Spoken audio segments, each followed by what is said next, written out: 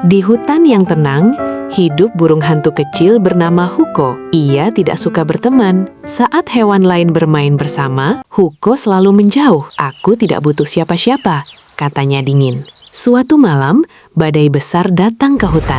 Pohon-pohon berguncang keras. Sarang Huko jatuh ke tanah. Huko ketakutan dan tidak tahu harus pergi kemana. Tiba-tiba, hewan-hewan yang dulu ia abaikan datang membantu. Mereka membuatkan Huko tempat berlindung baru. Huko pun terdiam dan berkata pelan, "Kadang, kebersamaan adalah hal yang paling kita butuhkan."